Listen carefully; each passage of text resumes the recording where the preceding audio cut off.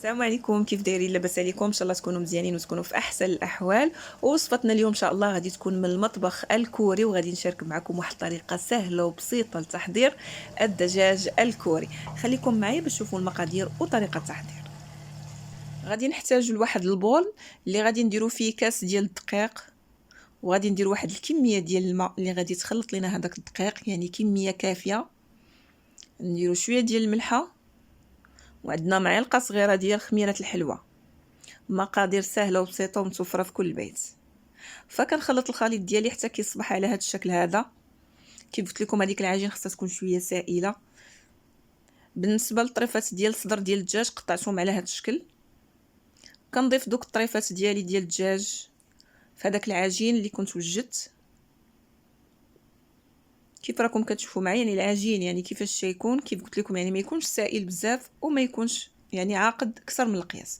في مقلاة اخرى يعني كنديروا الزيت حتى كتسخن معنا مزيان، كنطلقوا عليها البوطه. وهنا كنبداو نضيفوا دوك الطريفات ديال الصدر ديال الدجاج.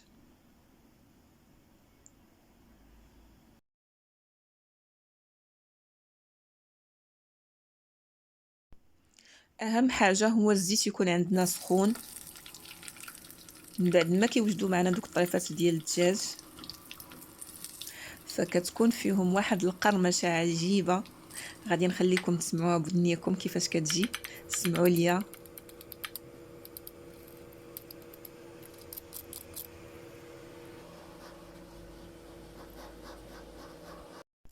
في مقلاة اخرى كنديروا معلقه كبيره ديال الزبده، كندير 2 معالق ديال الكيتشوب،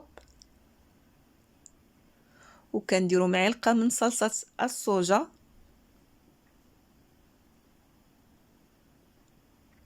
وكنضيفوا كذلك معلقه من الصلصه الحاره. سواء كانت عندكم الصلصه الحاره يعني اللي كتباع او كنتم موجدينها في البيت. وغادي نضيفوا كذلك واحد المعلقه ديال الموطارد اللي هي كتبقى اختياريه. وغادي نضيفوا 2 معالق ديال العسل. بالنسبه لهاد الكميه فهي كتبقى على حسب الكميه اللي عندكم نتوما ديال الدجاج اللي نتوما موجدين. فإلا خدمتوا كميه اكثر فيمكن لكم تضاعفوا من هاد المقادير. فكنخليو هاد المقادير كلها جميع على النار. كنحاولوا ندمجوا جميع العناصر مع بعضياتها، وكنخليوها فوق النار من 2 دقائق حتى ل3 ديال الدقائق. وهانتوما غادي تشوفوا معايا الصلصه كيف غيولي الشكل ديالها.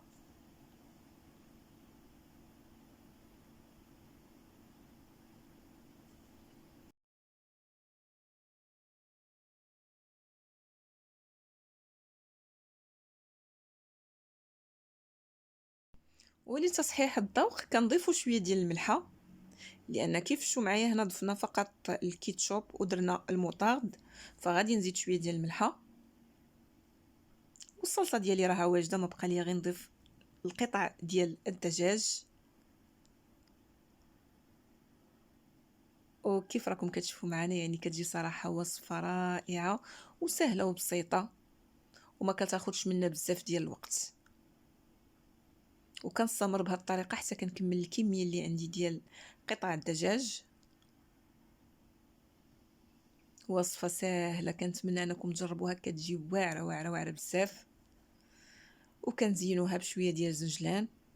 الطريفات ديالنا ديال الدجاج ها هما واجدين. ودابا غادي ندوزو باش نوجدوا واحد السلطه اللي غادي تكون مرافقه لهذا الطبق هذا ديال الدجاج. هنا عندي ليستو، من بعد ما كنقطعوه بهذه الطريقه غادي نضيف الجزر،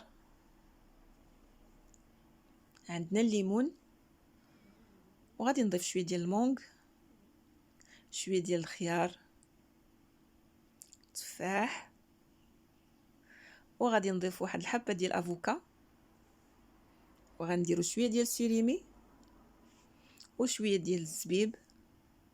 وهنا غادي نضيفوا شويه ديال الفرomاج، فكيبقى اختياري الفرomاج. هنا كنضيفوا كذلك المايس. ودابا غادي نشوفوا واحد الصوص اللي غادي نخلطوا بها هاد السلطه ديالنا. هنا عندي 2 معالق ديال المايونيز اللي غادي نضيف عليهم معلقه كبيره ديال الكيتشوب، وغادي نضيف كذلك معلقة صغيرة ديال المطارد، وغادي نضيف كذلك معلقة صغيرة ديال العسل. الوصفة ديال هذا النهار راه حاضر فيها العسل بقوة. فكندمج هاد العناصر اللي وجدنا من بعد ما كنضيف ليهم شويه ديال الملحه،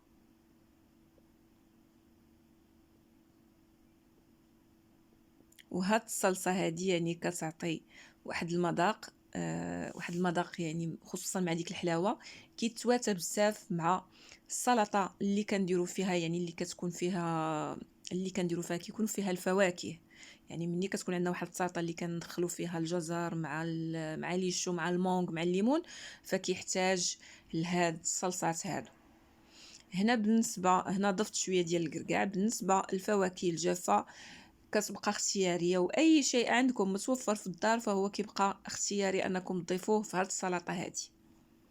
فحتى الا كان متوفر عندكم يعني طريفات ديال الدجاج يمكن لكم دوزوهم، يعني تصوطيوهم هكا في شويه ديال زيت الزيتون مع شويه ديال الملحه وشويه ديال الابزار وتضيفوهم على هذه السلطه، او يكون عندكم شويه ديال الكروفيت كذلك كيمشي مع هذه السلطه هذه. فكتجي سلطه منعشه وكتواتى مع الطبق اللي وجدنا هذا النهار ديال الدجاج الكوري. فمن بعد ما كنخلطوا السلطه ديالنا كيف راكم كتشوفوا معايا، يعني كيف قلت لكم داكشي اللي كان مصفر عندكم في الدار يمكن لكم توجدوا به هاد السلطه هذه. وكان هذا هو الطبق ديالنا ديال هذا النهار كيف كتشوفوا معايا، الدجاج الكوري بطريقه مبسطه وسهله وبسيطه وما فيش بزاف ديال المقادير، وهذه هي النتيجه قدامكم.